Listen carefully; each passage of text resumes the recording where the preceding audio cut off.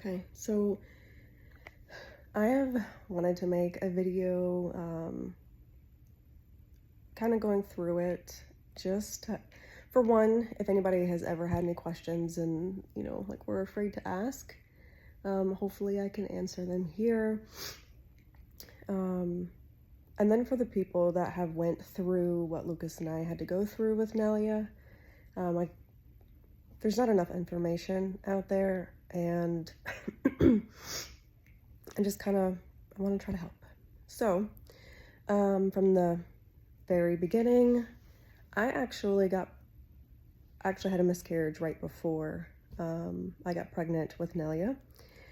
So in the beginning of the second pregnancy with her, it was already like worrisome. I mean, worried that I was going to lose this baby too. So we finally made it to the 12 weeks, and which was great. Everything was happy from 12 weeks until the 21 weeks, whenever they do the anatomy scan. They said that they found, or they didn't, there was something about her brain, the CSP, I believe, and something with her heart. So they were going to send me over to a MFM. I'm like, okay. Get there. That one was rough.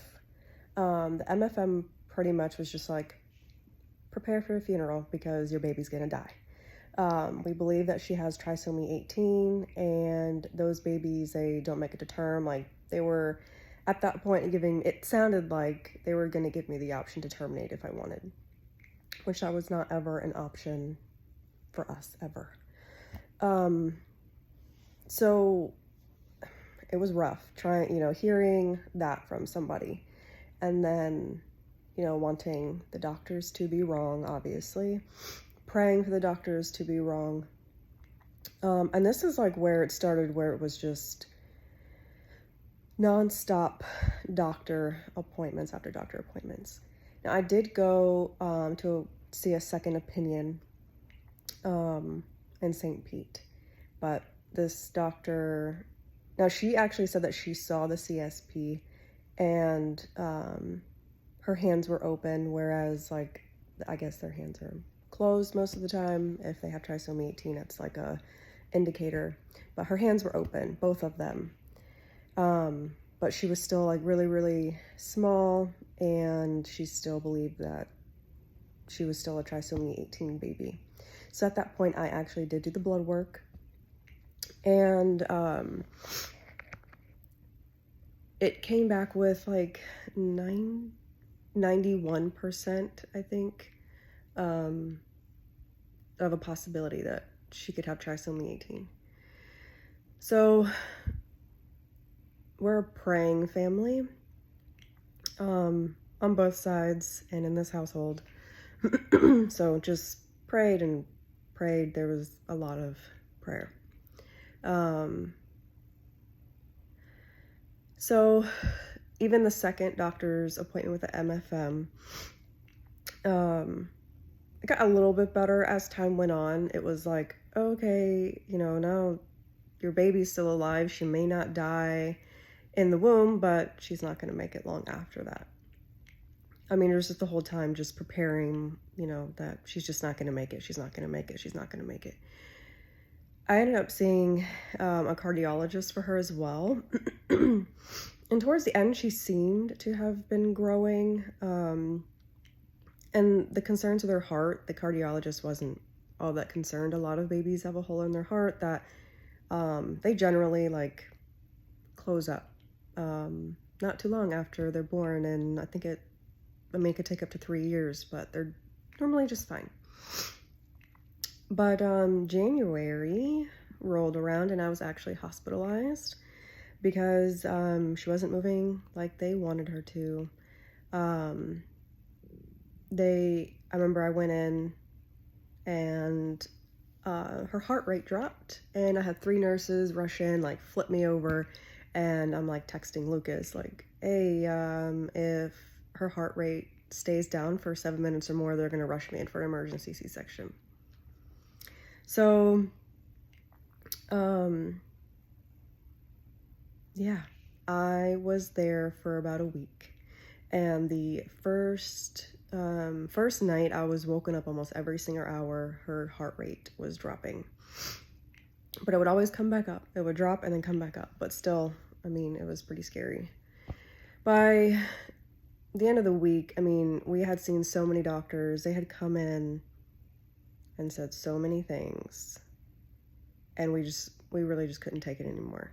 They wanted me to stay. I was 31 weeks. They wanted me to stay for another 3 weeks. And I'm like, I mentally just cannot stay in this hospital for that long in this bed. I cannot do it. And again, we're a praying family, and we decided to leave this in God's hands. That we don't know if this had been going on prior, and we just didn't know about it. So obviously that they had given me, or they had let me know that, okay, yeah, sure, you can go home. The possible consequences is that she would pass in utero because, you know, I wouldn't have the belly bands on, they wouldn't be able to tell, and she would pass in utero, and I'd have to give birth to a stillborn baby. So I went home on bed rest for the next 3 weeks and had a C-section on February 14th. And Lord have mercy. For anybody who has had to go through a C-section, first of all, I do not like needles. I was bawling my eyes out. They made me walk into the OR. They, you know, put me in the bed, got me all whatever, like set up, and then she rolls me over and she's like, okay, we're gonna walk. I'm like, we're gonna walk into the OR? Excuse me? So yeah, walked into the OR, where I sat down, you know, and they did the spinal, and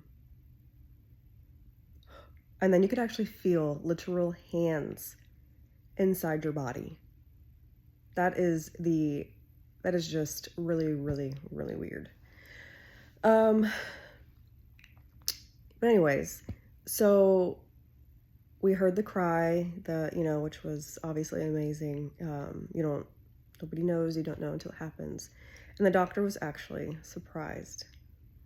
He came over just to let us know that she was breathing on her own and did not need any help.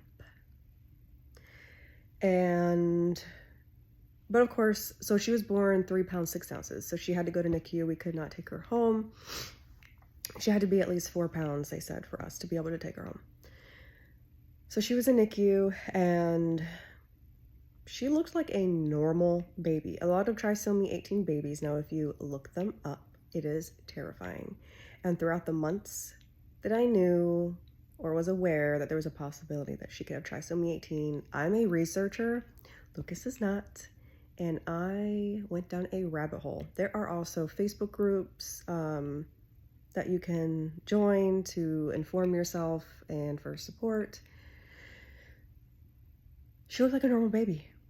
She didn't have any, she had her hands, her ear, everything was formed. She was a normal looking baby. I mean, at that point, you know, thanking God. And even the doctor said himself that he would be surprised if she came back and her blood work came back with trisomy 18. That is how normal she looked.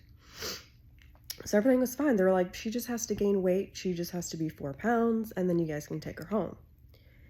Well, and of course she had to have like a feeding tube. In the beginning, breastfeeding was like, there's always markers. It's just like these trisomy 18 babies. They just don't live. So she was good for about a week, actually. And then found out one night she wasn't so well, and she needed oxygen. But there was not really too much of a concern at that time. They're like, oh yeah, she needs oxygen. Okay, you know, she's at the lowest level. But things just really, things got worse from then. And you can even see it in her face, like how tired she looked every time that you went to go see her. Her blood work came back. Now there's 3 types of trisomy 18. There is mosaic, there is partial, and there is full trisomy 18. And again, I went down a rabbit hole back then. I don't remember everything about it right now. obviously partial. I can't remember if it's mosaic or partial, but it's like it only affects certain cells or something like that. But she had full trisomy 18. And we started to have meetings of like what we wanted to do. Lucas and I were terrified to bring her home because, I mean, who wants to wake up to a dead baby? I did not. So we considered hospice and not at home, because that's what they wanted to do, was hospice, but there was also a place like a hospice house. And so the decisions that come along with this is probably mentally traumatizing, because the day that we had to sit in a big conference room with, I don't know how many nurses, doctors, the chaplain. There was a big old screen. We all had to have a meeting about this, of our wishes. And the question, probably the most appalling question that they asked, that I don't even know how it was even a question, was so to start, it's like, you know, the DNR, which I said, yes, of course, like we did not want her to suffer. Again, I went down a rabbit hole, and there's a lot of people, they will tell you to fight, and that trisomy 18 babies can, which is true, they can live, but under what circumstances are you forcing that baby to live? What quality of life are they going to have? So absolutely DNR. I was not going to force her to live through the traumatic experiences that she would have to go through for the rest of her life. Surgeries after surgeries after surgeries. We did not want her to go through that. But the most appalling question, I think, I mean, and Lucas had walked out at this point, is when they asked us if we wanted to continue to feed her. I don't know how anybody can even ask that question. Like, to starve a baby to death? Like, I don't get that. I don't understand it. So yes, of course, please feed her. Like, if her body gives out, if her heart stops, you know, okay, but we're not going to starve her to death. Like, I don't know. So, yeah, that was definitely, and I agree with Lucas, at that point, it just felt like we were murdering her. With the questions that they ask you it's insane. So, of course, from then it was just incredibly difficult. You could just see her getting worse, seeing her just getting tired. Her body was exhausted, fighting. So Lucas and I had, we just prayed, that, Lord, take her if there's going to be suffering in her future, because that's not what we want for her. We don't. So February 29th,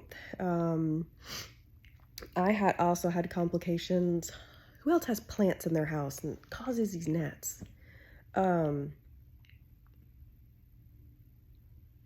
had complications with my C-section. They had to like pack it, like bust it. Oh gosh, just my whole pregnancy was just miserable, from every which way. It was not enjoyable. But I got a call that morning after I was leaving the doctor's that Nélia had a very bad night, and I just knew that day was going to be the day. I just knew it. So I had everyone that they possibly could come and visit her. I told Lucas that I did not think that she was going to make it through the night. She actually had 2 heart decels within 20 minutes that I was there. And I had seen it prior, so I knew how to deal with the situation. And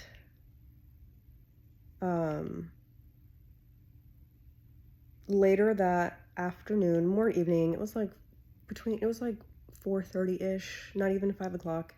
So Lucas and I were also in the middle of moving. So Lucas had left, which he had always said that he did not want to be there when she passed. So Lucas had left with my aunt's husband to go get the U-Haul trailer to take to the new house. And I saw her heart go down, and I just knew. I'm like, this is it. All right, this is it. And Lucas's older sister was there. She came in. Excuse me. And that was probably the biggest thing that I regret, is not holding her. But at the time, I just could not. My aunt was holding her. She actually passed in Lucas's older sister's arms, and that watching it was, I mean, slow and torturous. It was coming to the point like, oh my gosh, like when is she just gonna go? Like, when is this gonna stop? Because it was just seeing her heart rate go from like 160, it was like around 162, 165 that her heart rate would be. And then it just dropped to like 70. And then it just didn't come back up. It would stay there a little bit, then it would go down to the 60s, and then 50s, and then 40s, and then watching her change colors, like it was rough.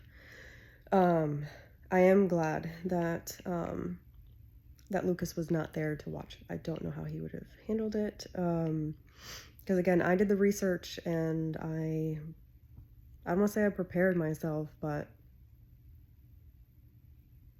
I just tried.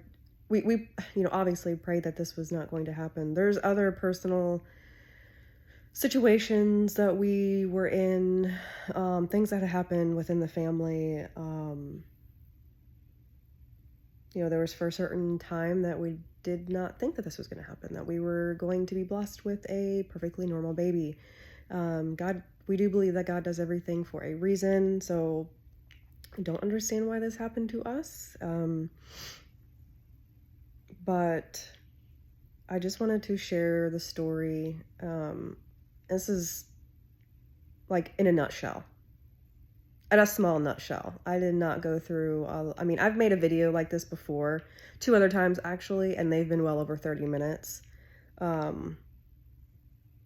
So I'm just going to leave it for if anybody has any questions. I'm open. I am open.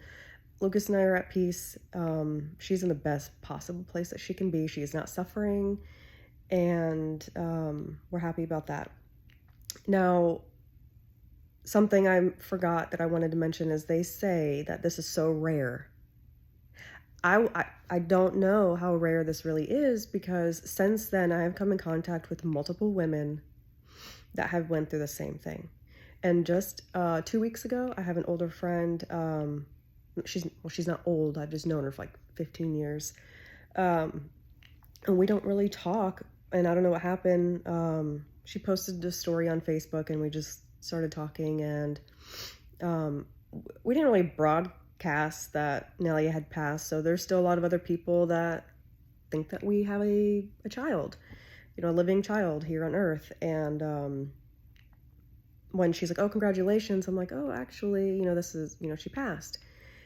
And come to find out, her sister was pregnant with twins, and one of the twins died from trisomy 18. There was a random woman that I met. Her first child was a trisomy 18 baby.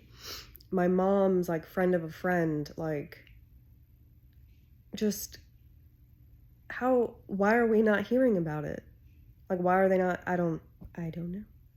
So I don't really think that it's as rare as they say. But it was definitely a difficult situation. I mean, I think even despite what had happened, the pregnancy was terrible. It was just miserable. I mean, at the end, it was just like not worth it. And especially after everything that happened, I'm just like, that was just not worth it. Like, I went through a miscarriage, and then the beginning of the pregnancy, wondering if I was going to lose this baby. Didn't lose the baby in the beginning, but ended up losing the baby towards the end. But yeah, so anybody has any questions, anything that they've ever wanted to ask, I'm here. Ask anything. I will do my best to try to answer them as best as I can. So that is the story of Nélia in a tiny nutshell. Yeah, so be looking forward to those questions. Have a great day. Something I wanted to add, again, we are a praying family, and I know this was like a big thing. We did not ever lose our faith in God, and we still have not. We do not know the exact reason, and we won't know until later of why God did what he did. However, the only reason why Lucas and I are here is by the grace of God, and I can't say that enough. That could be a story for another day, but if you are going through this, don't lose your faith. He will help you all the way through it. You're not going through it for no reason, okay? So again, hope you guys have a great day. Bye. Tell me, what does it look like in heaven? Is it peaceful? Is it free like they say?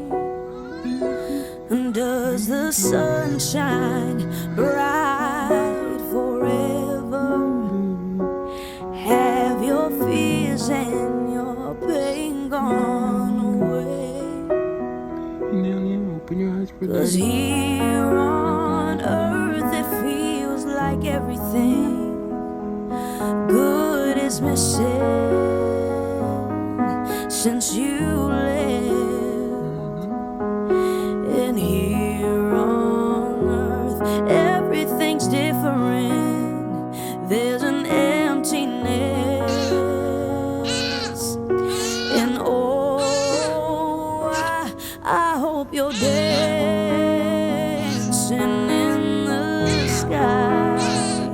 And I hope you're singing in the angels' choir. And I hope the angels know what they have. And I bet it's so nice up in heaven since you arrived. So tell me, what do you do up in heaven? Are your days filled with love and light? Is the music, is the art